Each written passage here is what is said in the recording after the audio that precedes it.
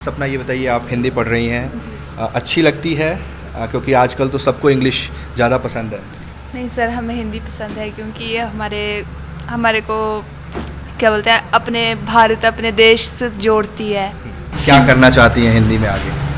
Sir teacher बनना चाहती हूँ। टीचर बनना चाहती हैं। आप हिंदी में क्या करना चाहती हैं आगे? टीचर ही sir.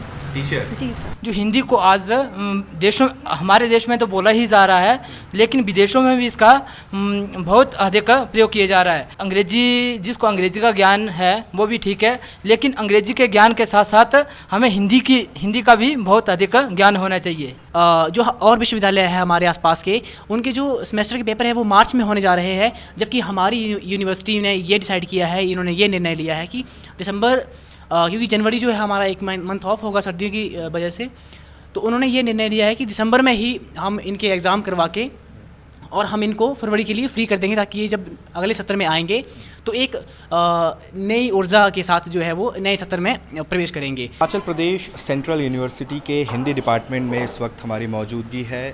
Professor doctor Om Prakash इस वक्त बच्चों की क्लासेस ले रहे हैं और हिंदी के एमए की 3rd सेमेस्टर की ये क्लास है। यहाँ हम यहाँ के छात्रों से बात करेंगे और समझेंगे कि भविष्य को लेकर इनकी क्या सोच है और किस तरीके से ये अपने करियर को फोकस रखना चाहते हैं। क्या नाम है आपका? सपना। सपना, ये बताइए, आप हिंदी पढ़ रही हैं, अच्छी लगती है? क्योंकि आजकल तो सबको इंग्लिश ज़्यादा पसंद है। नहीं सर, हमें हिंदी पसंद है क्योंकि ये हमारे को क्या बोलते हैं, अपने भारत, अपने देश से जोड़ती है। और अच्छा, जिस तरीके से इंग्लिश का इस्तेमाल बढ़ा है, घरों में भी अब लोग हिंदी में कम बात करते हैं, आपको लगता है कि हिंदी विषय आपने जो लिया है उसमें भविष्य है, आप कुछ बेहतर कर सकती हैं? हाँ जी। क्या करना चाहती हैं हिंदी में आगे? सर टीचर बनना चाहती हूँ। टीचर बनना चाहती हैं। आप हिंदी में क्या करना चाहती हैं आगे? टीचर ही सर। टीचर। जी सर। आप? Teaching line. सब टीचर ही बनेंगे, तो पढ़ेगा कौन? क्या नाम है आपका? जी, मेरा हरीश कुमार।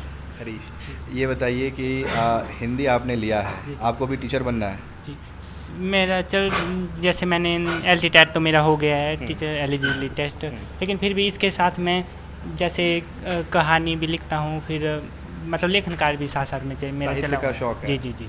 तो साहित्य में आगे कुछ करना चाहते हैं आप? जी जी जी। अच्छा, जो इंग्लिश का इस्तेमाल हो गया, हिंदी को बड़े दोयम दर्जे के तौर पर देखा जाता है। मैं भी हिंदी मीडियम से पढ़ा, तो जो इंग्लिश में बोलते हैं लोग, वो अपने आप को थोड़ा सा हायर समझते हैं। हिंदी वालों को वैसे ही इन्फीरियरिटी कॉम्प्लेक्स हो जाता है, इंग्लिश वालों को सुपीरियरिटी कॉम्प्लेक्स रहता है। कैसे देखते हैं इसको? सर, जैसे कि हम एक ऐसे देश में रहते हैं जहाँ पर हिंदी का वर्चस्व बहुत अधिक है।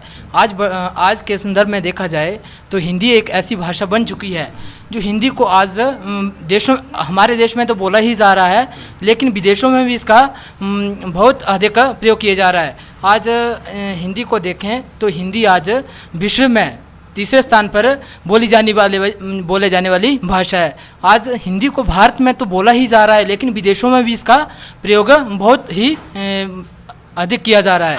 तो मैं ये कहूँगा कि जो जिसको अंग्रेजी का ज्ञान है वो भी ठीक है, लेकिन अंग्रेजी के ज्ञान के साथ साथ हमें हिंदी का भी बहुत अधिक ज्ञान होना चाहिए। ठीक है। आप क्या हिंदी में आगे करना चाहती हैं? हिंदी में आप एमए कर रही हैं।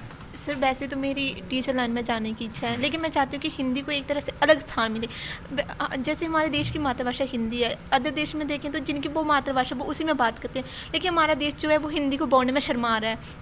घरों में देखे जाए तो बच्चों को ना अंग्रेजी के ज़्यादा वर्ड आते होंगे, हिंदी के ज़्यादा वर्ड नहीं आते होंगे, तो ये एक तरह से हमारे हिंदी के प्रति एक तरह से उसका एक तरह से हम देखते हैं कि उसका वर्चस्व कम हो रहा है। तो हम चाहते हैं कि हम ज़्यादा से ज़्यादा हिंदी का प्रयोग करें और आने वाली पीढ़ी को भी हिंदी का महत्व बताएं। जैसे कि हमारे जो प्रधानमंत्री हैं वो भी हिंदी भाषा को आगे लाने का प्रयास करें, तो हमारा भी ये युवा होने के नाते ये सही होगा कि हम भी हिंदी को ज़्यादा से ज़्यादा प्रयोग करें। जिस कॉलेज में आप पढ़ते हैं वहाँ क्लासेस को लेकर, पढ़ाई को लेकर क्या किसी तरह की कोई दिक्कत होती है, कोई समस्या आती है? नहीं, हमें तो जैसे हमारे हिंदी विभाग की बात करें तो अगर हमें कुछ भी किसी भी अध्यापक से कुछ पूछना हो तो हम आसानी से उनके पास नीचे उनके कैबिन में जा सकते हैं। ऐसे अच्छा, सेमेस्टर्स क्या टाइम पर चलते हैं? क्योंकि बिहार में और उत्तर प्रदेश में बहुत सारी ऐसी यूनिवर्सिटीज़ हैं जहाँ 2-2 साल 3-3 साल जो सेशन है वो लेट चलता है। आपकी यूनिवर्सिटी का क्या हाल है? अभी चूँकि हमारा जो विश्वविद्यालय है वो नया विश्वविद्यालय है और इस विश्वविद्यालय में इस प्रकार की हमें चिंता देखने को नहीं मिली है। और जब से हम देख पा रहे हैं कि सेमेस्टर जो है वो अपने समय से पूर्व में चल रहे हैं।